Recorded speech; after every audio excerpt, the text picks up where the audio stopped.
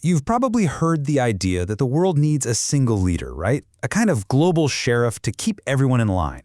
Well, what if that whole idea is just wrong?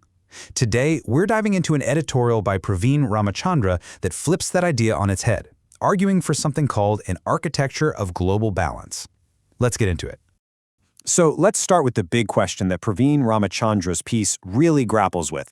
Does the world actually need one dominant country calling the shots? The argument here is a pretty strong no. In fact, it suggests that real, lasting stability is found somewhere else entirely. And that somewhere else has a name: multipolarity. It's the core idea of this whole explainer. All it means is a world where power isn't in the hands of just one or two superpowers. Instead, it's shared among a bunch of major players. Think of it less like a global kingdom and more like a global roundtable. And that brings us to the central argument of the editorial. The claim isn't just that a multipolar world is different, it's that it's fundamentally better, more stable, and way more fair for everyone involved. So how does the author build that case? Let's take a look. Okay, so first we have to understand the problem with the old way of doing things. The editorial argues that having one top dog, what political scientists call a unipolar world, comes with some really serious downsides. And here's a quote from the piece that really hits hard. When one country becomes the sole superpower, it can't help but try to impose its own values on everyone else. And even with the best intentions, that often just leads to pushback, resentment, and even conflict. This isn't just a theory, right? The editorial points to some pretty clear examples. Think about the deep resentment that followed interventions in places like Iraq and Afghanistan, or how economic sanctions are often seen as tools to bully other nations into line. And for the superpower itself, it leads to this constant overreach, a huge drain on resources, and a population that just gets tired of being the world's police officer. And if you want to put a number on that drained resources part, check this out. The author points to the cost of America's post-9/11 wars: $8 trillion. That is a massive, concrete price tag for the kind of overreach we're talking about. So, if that's the problem with having one superpower, what's the solution? This is where the editorial pivots to the promise of a world with many powers.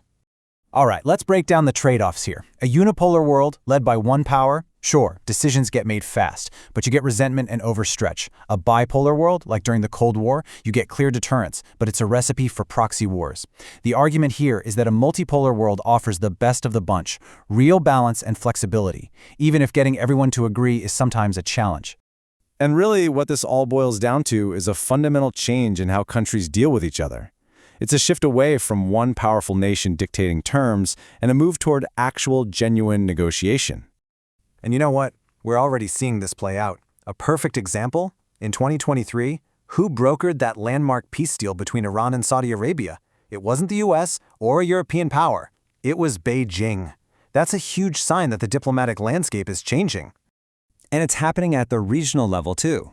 Groups like ASEAN aren't waiting for a superpower to solve their problems. They're managing incredibly complex issues, like the South China Sea disputes, by building consensus among themselves. This isn't just about diplomacy either. It's about money. Groups like BRICS are actively looking for ways to rely less on the US dollar. The point isn't to kill the dollar, but to build an economic system that's more resilient and not so dependent on the whims of one country's financial policies. And here is why this is such a game changer. In a multipolar world, the Global South suddenly has a much bigger voice at the table. We're talking about countries that represent 85% of the entire world's population.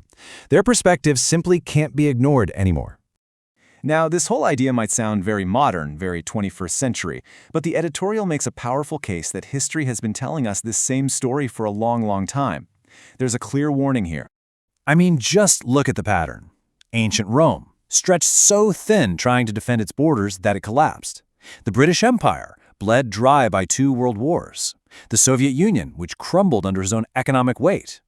The author's point is that history is littered with great powers that fell victim to what he calls imperial overextension.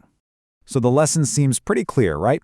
The old model where one top power just breeds resentment and creates its own rivals is just inherently unstable. The new model, the one the editorial champions, is about creating balanced institutions, where stability comes from shared power, not concentrated power. Okay, so let's bring this all home. What does this multipolar future, this multi-order world, actually look like in practice? Well, it's not just one big happy family. It's a world with a few different, powerful centers of gravity. You still have the US and its allies. You have an emerging alliance between China and Russia. And then you have this incredibly important group of non-aligned powers, like India and Brazil, who play by their own rules. The rivalry doesn't go away, it just gets channeled into places like the G20, where negotiation is the name of the game. And that brings us right back to the central trade-off. No system is perfect, but when you line them up, the argument is that multipolarity has the key advantage we need right now: flexibility, the ability to bend without breaking, to negotiate, to balance competing interests. So we end on this huge, critical question. As power continues to spread out around the world, where does that leave us? Is all this rivalry going to lead to chaos? Or, and this is the hope in Praveen Ramachandra's piece, could it actually force us to find a new, more mature, and more stable way to cooperate? Honestly, that might just be the defining question of our time.